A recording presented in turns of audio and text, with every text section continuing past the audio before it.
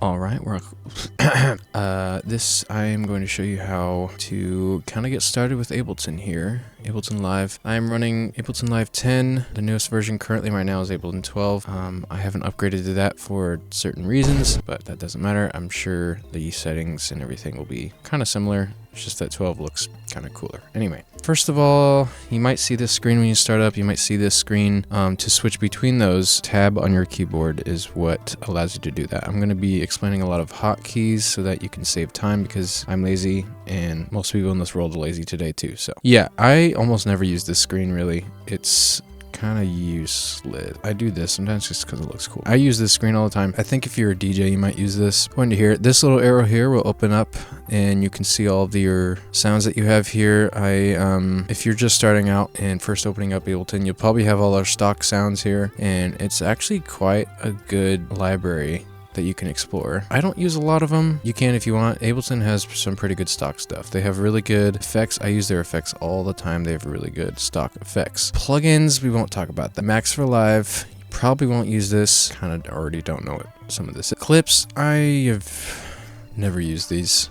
Samples, these are just every sample that you have in your entire library, I think. Being organized in Ableton is very key. Every time I come back to something, no idea what it is, and if I organize it, then I can be like, oh yeah, here's the vocals, here's this. There's also packs you can download here for free that will show up. I already have, oh yeah, here's the ones that I haven't downloaded because I don't care. But anyway, when you open up Ableton, you'll see MIDI tracks and some audio tracks. I have 2 MIDI tracks here right now because I've set it up personally for me to be like that when I first open it. If you go to sounds, you can look at any of these. All these stock sounds in Ableton will be for MIDI tracks. You can either drag it or double click if you have this track highlighted into here, and it'll be here. So if you do that, you might be like, okay, why is there no sound playing? And to actually start using this, you have to arm the track with this button here, this red button. You can arm as many as you want at a time. You can only arm one at a time. You can fix that by going to options, preferences, and I think if you go to chord warp and launch, it's one of these, I think this button here, you unclick that and it allows you to arm multiple tracks at once. It's nice to do that if you have some friends over and you want to record bass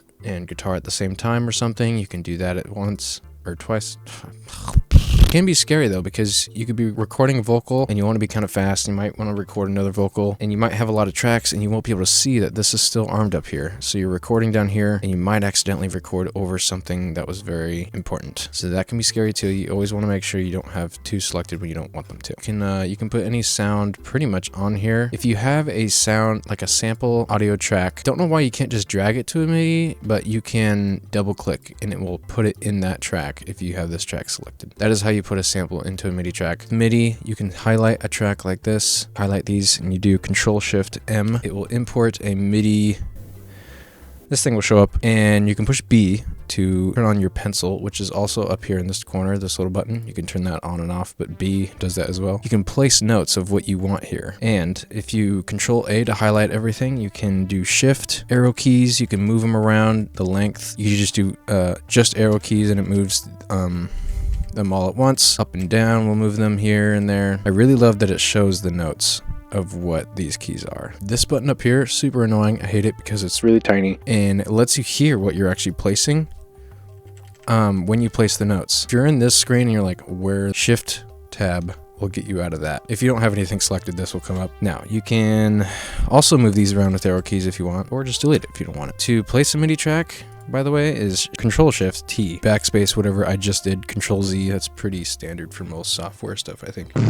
Okay, so for audio tracks, this is where you're going to be recording like your vocals and your guitars. Control-T does audio tracks. Say you want to record a vocal, and I might want to just like chop off this little part where there's nothing really happening. Maybe I really like this part here. Control-E, you can chop that up right there. Wherever you have this little line highlighted, or if you highlight a little clip like that, you can Control-E and separate this one little piece. And I might want to move it here, separate these 2 tracks. These little fader keys right here, you can move these in to fade the audio in or out, and you can control the quickness of it if you want, or little shape you have there. Go back here. You can also move these around with arrow keys, really nice. If you want to snap it right to where this one is, because you don't, maybe it's not on snapping mode or something, and it's like, oh, I can't get it. It's really annoying.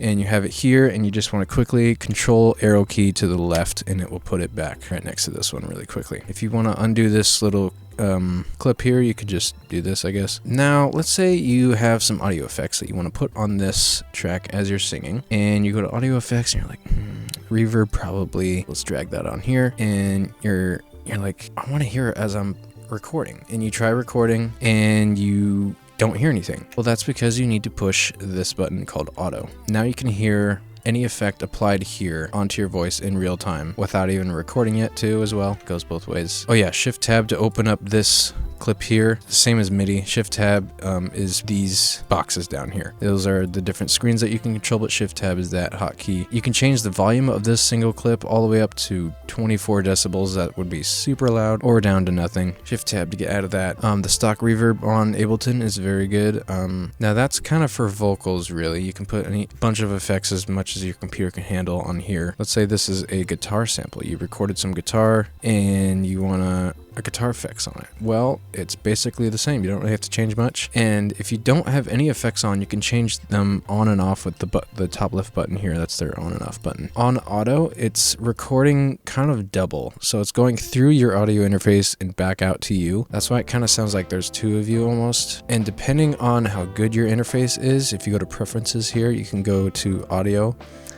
You can change your sample rate if you want higher quality audio to come out of it. It will definitely put more CPU power, I think, on your computer the higher you go. I personally like 96,000. 48 is pretty normal, I think. A lot of people like 44. For some reason, I think they think it's CD quality or something. I'm not sure. I love 96. It sounds great. It does mean that your files will be bigger sized, but this is what you want to pay attention to when you're recording with audio effects and you want to hear them in real time. You want this latency right here overall to be as low as you possibly can. If you go to hardware setup, you can change this buffer size here. If it's a high buffer size, you'll probably get a lot more latency and you'll be able to hear your voice later, which is very distracting. There's kind of a weird in-between that you want, and you can just try all of these to see what's better. Your audio might also be really scratchy and choppy if it's not the right number. I am currently rocking this interface right now, and this is what the settings are that I like and that sound great to me. You might have a different audio interface and it would show a different name here. You'll know when there's no audio correct because this up here will say off and it'll have a red. That is basically what you'll want to know for MIDI and audio tracks. Now let's say you've opened Ableton, you have this screen here. It might look a little different, of course, than mine, of course. I said that twice. And you're like, how do you get it to look like this, or how do you get it to the way you want? First of all, you can change these colors if you want, which is kind of fun. I do that when I get bored, or if I want to organize a little bit and want to make something all the same color. You can do that with every track here. You can even do it if you have like an audio or MIDI track. You can import here and then shift tab to get out of that. Right click and you can change these colors here to like pink, and also it doesn't change this, which can be nice, I guess. But if you do change the color of this, anything you record in here will be that color. So if you want it to be the same color, you're gonna have to change this first. To set up, if you know you're gonna be recording a certain way a lot and you want to set up a certain amount of tracks or something to show up when you first open Ableton so you don't have to do anything, it's already all there. Well, what you want to do is you want to set it up. So I have two MIDI tracks and control shift T, MIDI track right there. I don't need more than this usually. Maybe if I'm making a big song, then sure. But if I'm starting out, I usually like to have audio tracks. I use those more often. Control T makes those. You can make as many as you want, but I have some drums in my room, so I wanted to make a group of that.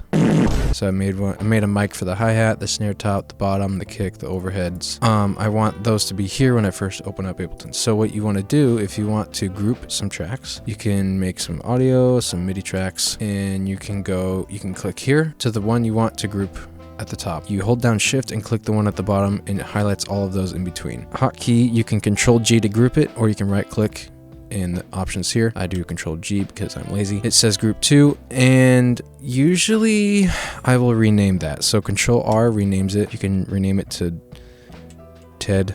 And this little button here opens and closes that group for you. This becomes really nice if you have a lot of vocal like harmonies or just a lot of tracks of anything and you want to put them all in one spot so that you don't have to like constantly scroll up and down your screen when you have a lot of tracks. Grouping, very nice, very handy. maybe you want these specific tracks to be here when you first open Ableton. So what you want to do is you want to go to options. You want to make sure everything is set the way you want. So maybe you want a different BPM. I always stick with 120 because I think that's what you start with on Ableton. Maybe you want like 90 BPM. You can go to options, preferences, file, and you go up here and it says save current live set as default. You want to save it right there. I'm not going to click it because it would mess up things of mine. Sometimes it'll be like, do you want to overwrite? You want to click yes if you do want to change it to the way you have it now. You can also, I guess, clear it and have it just reset to the way it was before, but that is how you make it the way you want. You can also change the color of the entire screen. So you can go here, look and feel at the top here. Midnight, they have some options here like light. I don't like that. Mid-dark, that's kind of cool. Dark is quite nice on the eyes. Ableton Live 9, I guess, is what it used to look like. I don't like the orange of these things here, but it doesn't really matter. Usually I just keep it at mid-light. Yeah, that is mostly what you'll need to know for setting up Ableton for the first time.